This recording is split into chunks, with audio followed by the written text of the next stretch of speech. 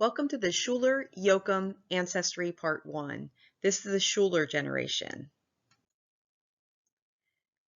Bethlehem Memorial Park Cemetery is where it starts. We have two generations there. The first generation is my father, but he has brothers buried there as well. Generation 2, my grandparents, Edward and Myrtle Schuler. Edward and Myrtle were married in December of 1926 and had 7 children, 3 of whom died young.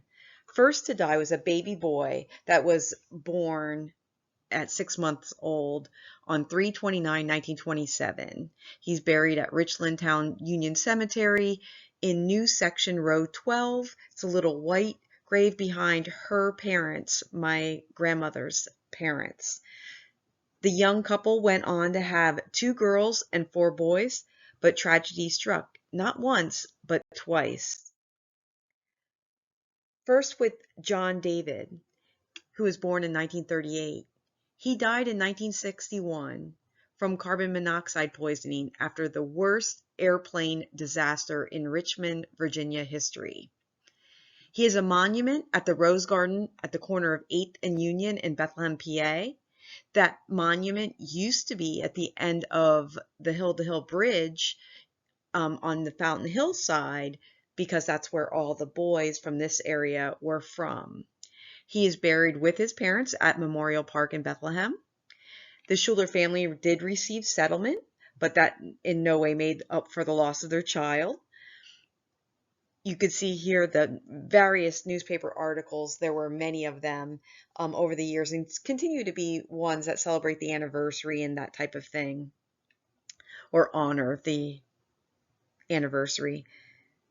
You can see the plane they were in and how it looked when they arrived at the crash. My grandparents found out from reporters, and you can feel their shock, denial, and pain from this news clip. Some relatives were so shaken they refused to believe the news.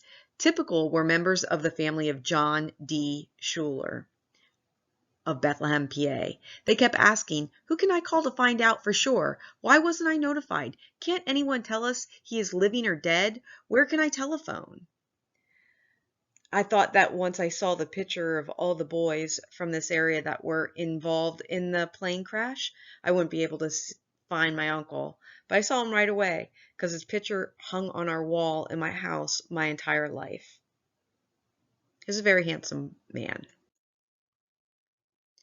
This was the second deadliest accident in American history for a single civilian aircraft. All 74 passengers and the 3 crew members died. 2 crew members survived. An investigation blamed the crash on negligence.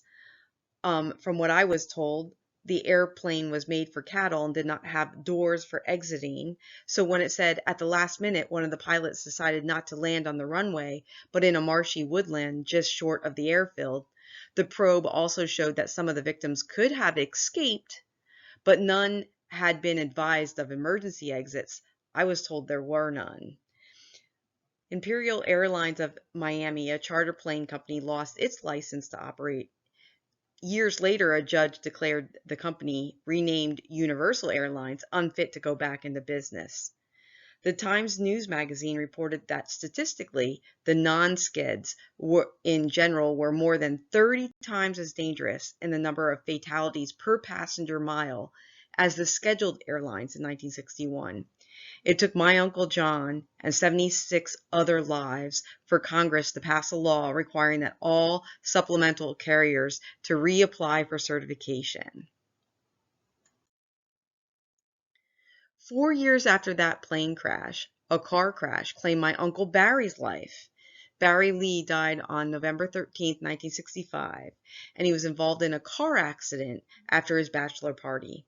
The car had hit a wall and caught fire. My uncle was thrown from the car and was the only fatality. However, the papers do not share that the driver survived and the vehicle was my uncle's car. All were convinced that my uncle would never let anyone drive his car. My grandparents were at the bedside of the driver, while his best friend's parents were in the morgue. As the swelling went down, it became clear my uncle was not driving that night.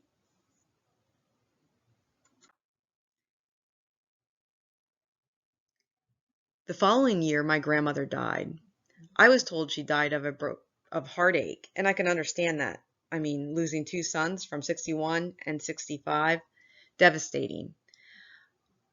But I started the document trail on Ancestry and found her death certificate and found out she actually died of a ruptured appendicitis at age 60.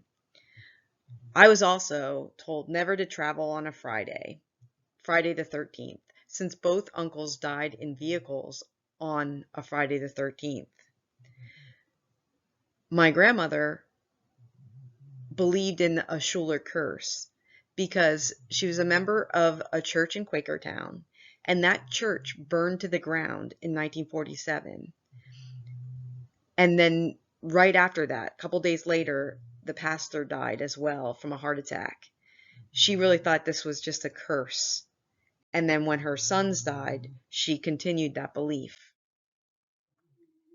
5 decades later, I lost my twin brother after a moped accident.